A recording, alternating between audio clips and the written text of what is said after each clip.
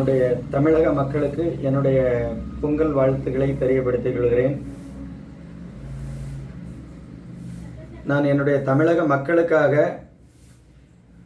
நான் ஒரு பைத்தியம், நான் ஒரு கிறுக்கு, நான் மண்டைக்கு வழி இல்லாதவன் பேச போகக்கூடிய இந்த உரை, அதாவது இந்த கிறுக்கன் பேசக்கூடிய உரையை என்னுடைய தமிழக மக்கள் அனைவரும் நீங்கள் என்னுடைய வார்த்தையை எனக்கு ஒரு மதிப்பும் மரியாதையும் தந்து என்னுடைய சகோதர சகோதரிகள் என் பிள்ளைங்க எல்லாரும் இந்த பைத்தியம் பேசுது, இந்த பைத்தியம் என்ன பேச போகுதுன்னு சொல்லி நீங்கள் கண்டிப்பாக நான் பேசி பிடிக்கக்கூடிய அந்த ஒரு 15 நிமிஷம் தான் அந்த வீடியோ.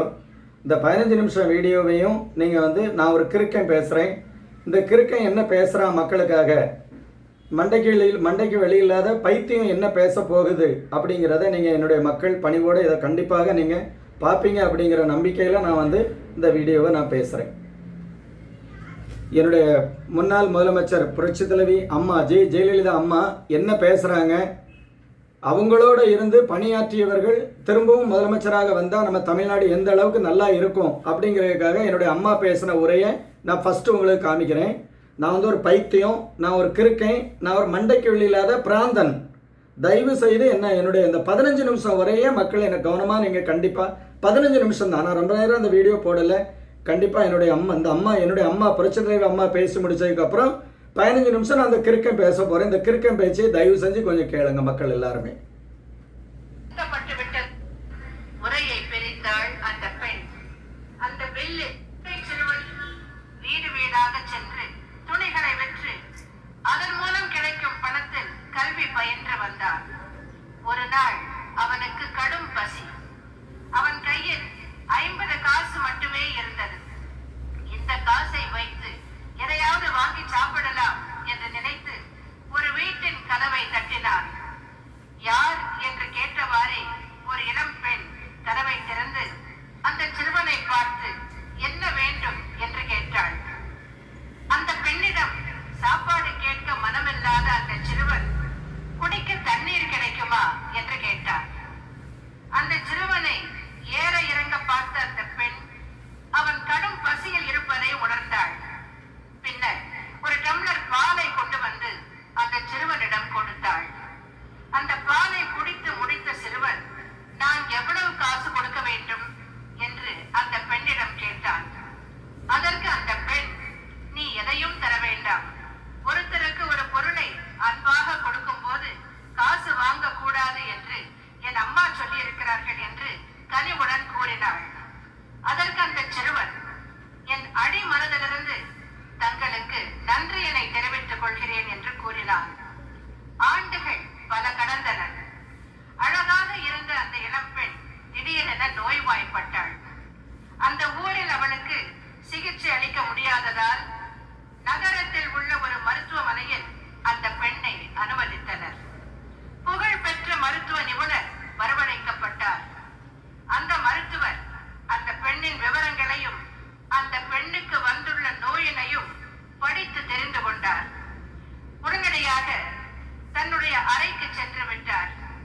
அந்த பெண்ணுக்கு உயர்தர சிகிச்சை அளிக்கப்பட்டது. பின்னர் அந்த பெண் குணமடைந்தாள்.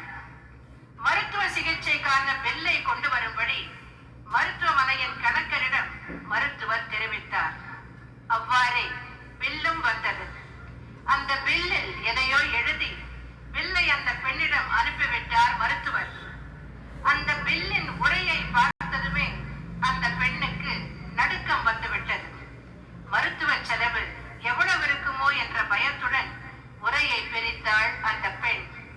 அந்த பில்லில் ஒரு டம்ளர் பாலுக்கு ஈடாக இந்த பில்லுக்கு முழு கட்டணமும் செலுத்தப்பட்டு விட்டது என்று எழுதப்பட்டிருந்தது. இது டாக்டர் ஹாவர்ட் கெல்லி வாழ்வில் நிகழ்ந்த உண்மை நிகழ்வு ஆகும். இந்த நிகழ்வு நமக்கு உணர்த்துவது அன்பின் சக்தியை, அன்பின் வலிமையை என்பதை நீங்கள் எல்லாம் புரிந்து கொள்ள வேண்டும். இந்த பைத்தியக்காரன் நான் எனக்கு மண்டைக்கு உண்மையிலே வழி கிடையாது, நான் கிறுக்கு. இந்த கிறுக்கன் என்ன பேச போகிறேன் அப்படிங்கிறது என்னுடைய மக்கள் தயவு செய்து நான் பேசக்கூடிய ஒரு 15 நிமிஷம் தான் இந்த வீடியோவை நீங்கள் கண்டிப்பாக எல்லாரும், என் தமிழக மக்கள் எல்லாரும் பார்க்கணும். அதாவது இன்னைக்கு நான் வந்து ஒரு புரோக்கர்.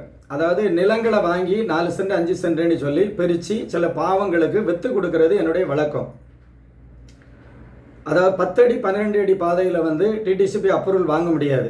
அந்த மாதிரி இடங்களில் நிறைய தமிழக மக்கள் வந்து இடங்கள் வாங்கி வச்சுருக்கிறாங்க. அவங்களால அதில் ஒரு வீடு கட்ட முடியலை. திரும்ப பிள்ளைங்களுடைய திருமணத்துக்கோ இல்லை பையனுக்கு ஒரு கல்யாணத்துக்கு பொண்ணு பார்க்குறதுக்கோ இந்த மாதிரி ஒரு நல்ல விஷயங்களுக்கு அந்த இடங்களை விற்கவும் முடியலை, வாங்கவும் முடியலை. இன்றைக்கி வந்து தினேஷ் ஆலிபர் அப்படின்னு சொல்லி ஒரு பத்திரப்பதிவுத்துறை ஐஜி இருக்காங்க. அதாவது ஐஜிங்கிறவங்க வந்து எப்படின்னா ஐஏஎஸ் படித்தவங்க. ஐஏஎஸ் படித்தாலே அது வந்து பெரிய இறை அருள் பெற்றவங்க மட்டும்தான் அதை படிக்க முடியும். ஐஏஎஸ் ஐபிஎஸ்ங்கிறது வந்து எல்லாராலையும் படிக்க முடியாது. அப்போ இந்த தினேஷ் ஆலிபர் ஐயா வந்து ஐஜி ஐயா இருக்காங்க இல்லையா, இவங்க வந்து லஞ்சம் வாங்க மாட்டாங்களாம், ரொம்ப நேர்மையானவங்களாம். நம்ம சுவாமி படம்னு சொல்லி ஒரு படம் எடுத்தாங்க. அதாவது அவருடைய தகப்பன் சொல்லுவார், நீ நல்லதை செய்யணும்னா லஞ்சத்தை வாங்கிட்டு செய், நீ இந்த காலத்தில் லஞ்சத்தை வாங்காமல் நீ செஞ்சேன்னா உனக்கு கெட்ட பேர் தான் வரும், அதனால் கண்டிப்பாக நீ லஞ்சத்தை வாங்கிட்டு மக்களுக்கு நல்லது செய்யணும்னு சொல்லி அட்வைஸ் பண்ணுவாங்க. அந்த மாதிரி அதாவது இன்றைக்கி தமிழக மக்கள் வந்து ஒரு ஒன்றும் இல்லை, நீங்கள் வந்து கண்ட இடத்துல நம்ம தமிழக முதலமைச்சர் வந்து இன்றைக்கி ஒயின் ஷாப், பாரு, ஒயின் ஷாப்பு, கண்ட இடங்கள்லாம் சந்து புந்தெல்லாம் திறந்து வச்சுருக்கிறீங்க. அப்போ இந்த ஒரு கொத்தனார் கையாளு வேலைக்கு மாப்பிள்ளை வீட்டில் சரியில்லைன்னா பொம்பளை ஆட்கள் வேலைக்கு போவாங்க, சித்தாளுக்கு கையாளு வேலைக்கு, கொத்தனார் கையாளு வேலைக்கு. அவங்க வந்து அந்த சிமெண்ட் அள்ளி தலைமையில் வச்சு செமந்து கொண்டு கொடுத்தாச்சுன்னு சொன்னால் காலையில் 9 மணிலேருந்து நைட்டு 8 மணி வரை வேலை செஞ்சாச்சுன்னா அவங்களுக்கு ஒரு 900 ரூபா இல்லை 1000 ரூபா சம்பளம் கொடுப்பாங்க ஒரு நாளைக்கு. அப்போ அந்த பெண்மணி வந்து கஷ்டப்பட்டு என்ன பண்ணுவாங்க, ஒரு 5 லட்ச ரூபாயை கஷ்டப்பட்டு சேர்த்து வச்சுருப்பாங்க. வேலை செஞ்சு சிறுக சேர்த்து வச்சுருப்பாங்க. அவங்களுக்கு 2 குழந்தையும் இருப்பாங்க. அவங்களுக்கு இருக்கிறதுக்கு ஒரு வீடு இருக்காது, வாடகை வீட்டில் இருப்பாங்க. அவங்களால அந்த சம்பளத்தை வாங்கி சாப்பாடு செலவு, பிள்ளைங்களுக்கு ஸ்கூலு காலேஜ் ஃபீஸு இதெல்லாம் கட்டி அவங்களால வாடகை கொடுக்க முடியாத ஒரு நிலையில் இருப்பாங்க. இருந்தாலும் கூட சொந்தமாக நமக்கு ஒரு வீடு வேணுங்கிற ஒரு கனவுல தமிழக மக்கள் வாழ்ந்துக்கிட்டு இருப்பாங்க. அப்போ இந்த 5 லட்ச ரூபாயில் மக்கள் என்ன செய்வாங்க, ஏதாவது ஒரு காட்டு பகுதியில் இன்னைக்கு கோர்ட்டில் வந்து ஒரு ஆர்டர் போட்டிருக்காங்க, உடமரங்கள் எல்லாம் எதுவுமே நிற்கக்கூடாது, இந்த உடைகளை எல்லாமே நீங்கள் அகற்றணும், இல்லைன்னு சொன்னால் ஃபைன் போடுவேன்னு சொல்லியிருக்காங்க இல்லையா. அந்த மாதிரி ஒரு காட்டு பகுதியில் ஒரு 4 சென்ட் இடம், ஒரு சென்ட் 50,000 ரூபா வச்சு ஒரு எளிமையான ஒரு பெண்மணி, அந்த பெண்மணி வந்து ஒரு 5 லட்ச ரூபாயில் 2 லட்ச ரூபாய்க்கு 4 சென்ட் இடம் வாங்குவாங்க காட்டு பகுதியில் ஓரமாக. அந்த 4 சென்ட் இடத்தையும் வாங்கியாச்சுன்னு சொன்னால் திரும்ப வந்து அவங்ககிட்ட 3 லட்ச ரூபா தான் இருக்கும். அந்த 3 லட்ச ரூபாயை வச்சு அவங்க ஹாலோ பிளாக் இருக்கு இல்லையா, நம்மெல்லாம் வந்து காங்கிரீட் பில்டிங்கில் வாழ்கிறோம், நம்ம ஏசியில் வாழ்கிறோம், ஏசி காரில் போகிறோம், சைரான் வச்ச வண்டியில் போகிறோம், எல்லாமே நம்ம செய்கிறோம். அதாவது நம்ம வந்து கொஞ்ச நாள் தான் வாழ்கிற வாழ்க்கைங்கய்யா. அதாவது பிறப்பு இறப்பு இந்த 2க்கு நடுவில் கொஞ்ச நாள் தான் நம்ம வாழ முடியும், ரொம்ப நாள் வாழ முடியாதுய்யா. அதனால் அதாவது அந்த 3 லட்ச ரூபாயையும் மீதி வச்சு அவங்க என்ன பண்ணுவாங்கன்னா ஒரு ஹாலோ பிளாக் செங்கலை வச்சு ஒரு சின்ன வீடு கட்டுவாங்க. அந்த 4 சென்டில் கட்டி மேலே ஒரு ஹாஸ்பிட்டல் சீட்டும் போடுவாங்க ஐயா. முன்ன ஒரு பிளாஸ்டிக்கில் ஒரு டோர் போடுவாங்க. ஏன்னா மரக்கதவு போட முடியாது, அவங்களுடைய 3 லட்ச ரூபாய்க்கு மரக்கதவுல போடணும்னு சொன்னால் அவங்களால வீடு கட்ட முடியாது. ஒரு பிளாஸ்டிக் டோரில் ஒரு ஒரு சின்ன டோர் போடுவாங்க ஐயா. போட்டுட்டு இந்தியன் க்ளோசெட்டு, நம்மெல்லாம் வெஸ்டர்னில் உட்காந்து பேலுவோம், ஆனால் இந்தியன் க்ளோசெட்டு தான் பாவப்பட்டவங்க குத்தச்சு தான் உட்கார முடியும், உட்காந்து பேல முடியாது. ஒரு 350 ரூபாய்க்கு ஒரு இந்தியன் க்ளோசெட்டை வாங்கி அவங்க நினைச்சுவாங்க அந்த வீட்டுக்குள்ளே வைப்பாங்க ஐயா. ஏன்னா ஒரு பொம்பளை பிள்ளையும் இருக்கும், அதனால் கண்டிப்பாக ஒரு வந்து பாத்ரூம் கண்டிப்பாக தேவை. அதனால் ஒரு 350 ரூபா ஒரு இந்தியன் க்ளோசெட்டும் ஒரு சிங்கு எவர் சில்வரில் ஒரு சிங்கு விலை வந்து துருப்பிடிச்ச சிங்கு செகண்ட் ஹேண்ட் சிங்கு ஒரு 500 ரூபாயா. அதில் ஒரு 2 கடப்பாவையும் போட்டு ஒரு சிங்கையும் வச்சு ஒரு சின்ன வீடு அமைச்சு அந்த வீட்டுக்குள்ளே அவங்க வாழ்வாங்க. இப்போ இன்னைக்கு தமிழக அரசு வந்து நம்ம ஸ்டாலின் ஐயாவுடைய மருமகன் இருக்காங்க இல்லையா, மகளுடைய ஹஸ்பண்டு, அவர் வந்து எல்லா இடங்கள்லையும் டிடிசிபி அப்ரூவல் பிளாட்டு போடுறாங்க. ஒரு சென்ட் வந்து 12 லட்ச ரூபா. அப்போ அந்த 5 லட்ச ரூபாயை வச்சு வாங்கி ஒரு ஹாலோ பிளாக்ல வீடு கட்டி இருக்கிறது தவறு ஐயா. ஐயா நீங்கள் வந்து ஒரு அதாவது இன்னைக்கு வந்து நீங்கள் ஐயா நான் சொல்கிறேன், நீங்கள் வந்து ஒரு ஐஜிங்கிறவங்க வந்து கலெக்டர் படித்தவங்க தான் ஐஜியாக இருக்க முடியும் ஐயா. நீங்கள் என்ன செய்யணும் ஐயா, எல்லா இடத்துலையும் டிடிசிபி அப்ரூவல் வாங்கி பிளாட்டு போட்டால் பாவப்பட்டவங்க வீடு போட வேண்டாமா? நீங்கள் உங்கள் சந்ததிகள் எல்லாருமே நீங்கள் நல்ல பெரிய வீட்லேயும் கார்லேயும் சைரான் வச்ச வண்டிலையும் நீங்கள் போய் சுற்றி வாங்கி நல்லா இருந்தால் போதுமா? அப்போ பொதுமக்கள் வீடே போடக்கூடாதா? பிள்ளைங்களை கட்டி கொடுக்கக்கூடாதா? பையனுக்கு ஒரு கல்யாணத்தை பண்ணி வைக்கக்கூடாதா? ஏன் அன்னைக்கு ஒரு பையனுக்கு கல்யாணம் பண்ணணும்னு சொன்னால் ஒரு பொண்ணு வீட்டில் முதல் கேள்வி என்ன தெரியுமா கேட்பாங்க? பையனுக்கு இருக்க வீடு இருக்கான்னு தான் ஏன் கேட்பாங்க. உங்கள் சட்டத்திட்டத்தில் வந்து எதுவுமே மக்கள் செய்ய முடியல. அதனால் நீங்கள் வந்து என்ன பாருங்க, மனோ தங்கராஜ் ஐயா இருக்காங்க நம்ம கன்னியாகுமரி மாவட்டத்தில். நம்மளுடைய குறையை கூட சொன்னால் எந்த ஒரு இதையுமே அவங்க கண்டுக்கிட மாட்டாங்கிறாங்க ஐயா. கல்கோரியிலேருந்து தினமும் 200 வண்டி கேரளாவுக்கு அங்கங்கே லோடு போகுது.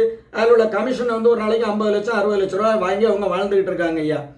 எல்லாம் அதாவது ஐயா தினேஷ் அலிவர் ஐஜி ஐயாட்ட நான் என்னுடைய பணிவான, நீங்கள் வந்து படித்தவங்க ஐயா. நீங்கள் படிக்காத அமைச்சருக்கு நீங்கள் தான் அட்வைஸ் பண்ணணும். தமிழ்நாட்டில் வந்து இன்றைக்கி பொருளாதாரம் வந்து ரொம்ப மோசமாக இருக்குது. ஏன்னா தமிழ்நாட்டில் வந்து பில்டிங் கன்ஸ்ட்ரக்ஷன் எதுவுமே கிடையாது.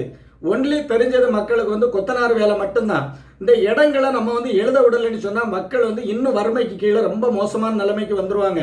அதனால் கண்டிப்பாக வந்து மக்களை இடத்த எழுத விடுவோம்னு சொல்லி நீங்கள் ஐஏஎஸ் படித்த ஐயா நீங்கள் தான் படிப்பறிவு இல்லாத அமைச்சர்மார்களுக்கு நீங்கள் வந்து சொல்லணும்யா. ஐயா உங்களை வந்து நாங்கள் வந்து ஐஜி, நீங்கள் வந்து இன்னைக்கு பத்திரப்பதிவுத்துறை ஐஜி, நாங்கள் உங்களை தேர்ந்தெடுக்கலை, உங்களை கடவுள் தேர்ந்தெடுத்திருக்காரு. அப்போ நீங்கள் தான் ஐயா படிப்பறிவு இல்லாதவங்களுக்கு நீங்கள் இந்த உரையை எடுத்து சொல்லணும். மக்கள் வந்து உங்களை வந்து நேரடியாக பார்க்க முடியாது இல்லையா. ஐயா நான் எனக்காக பேசலை, நான் வந்து ஒரு நாளைக்கு தினமும் 500 ரூபா 1000 ரூபா தர்மம் கொடுக்கக்கூடியவன். எத்தனை பேர் 1000 பேர் வந்து கேட்டாலும் அரிசி வாங்கி கொடுக்கக்கூடியவன். என்னால் வந்து இந்த தீய சக்தி திமுக ஆட்சி வந்ததுக்கு பிறகு என்னால் ஒன்றுமே செய்ய முடியலையா. அதனால் நல்லா இருப்பீங்க. நீங்கள் வந்து நான் வந்து ஒரு சாதாரண ஒரு பைத்தியம் பேசுது, இந்த பைத்தியம் என்ன பைத்தியம் சொல்கிறத நம்ம எதுக்கு கேட்கணும்னு நீங்கள் நினைக்காதுங்க ஐயா. அடுத்தால வந்து முதலமைச்சராக வந்து எடப்பாடியார் அண்ணனை வர வைங்க. எடப்பாடியார், நயினார் நாகேந்திரன், அண்ணாமலை தம்பி இவங்க எல்லாரும் சேர்ந்து நம்ம மோடிஜி ஐயா பாரத பிரதமர், நான் இந்து கிறிஸ்டின் முஸ்லீமுக்காக பேசலையா, என்னுடைய பொதுமக்களுக்காக நான் பேசுகிறேன். கண்டிப்பாக வந்து இந்த பத்திரத்தை எழுத விடுங்க. இல்லைன்னு சொன்னால் தமிழ்நாடு வந்து நம்ம உக்ரைன் இருக்கு பார்த்தீங்களா, உக்ரைனில் பாருங்க ஐயா ஒவ்வொரு நாளும். அதாவது திமுக அரசியல்வாதிங்க எல்லாம் உங்கள் சேனல் தான் நீங்கள் வந்து பாருங்க, உங்கள் சேனல் தான் நீங்கள் நியூஸ் பார்ப்பீங்க. ஆனால் நியூஸுங்கிறது வந்து பொதுவாக எல்லா சேனல்லையும் பார்க்கணுங்க. அந்த உக்ரைன் மக்கள் வந்து இன்னைக்கு எத்தனை ஆயிரம் கோடி மக்கள் வந்து அடிபட்டு குண்டால் அடிபட்டு சாவுறாங்க தெரியுமா. அப்போ நாங்களும் சாகும் போது பொதுமக்கள் எல்லாரும் வீடு போடணும்னு நீங்கள் ஆசைப்படுறீங்க. இப்படி அழகழகான தொழிலெல்லாம் நீங்கள் நிறுத்தி வச்சு நாசமாக்கி வச்சிருக்கிறீங்களே, நீங்கள்லாம் என்னையா செய்கிறீங்க நீங்கள்லாம்.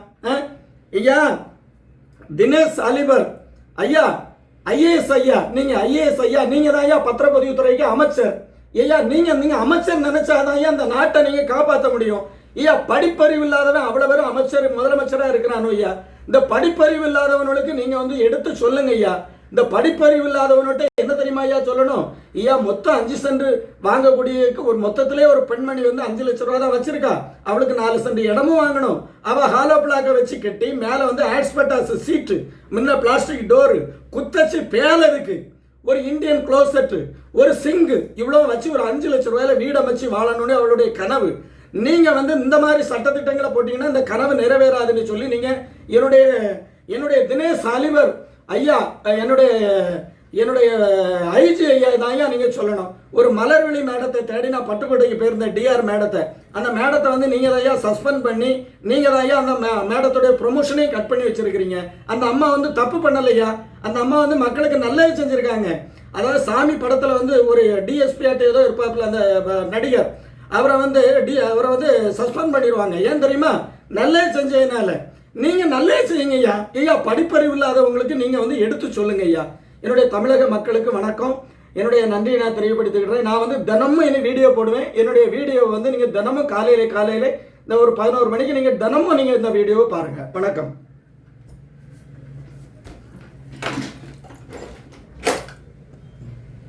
தம்பி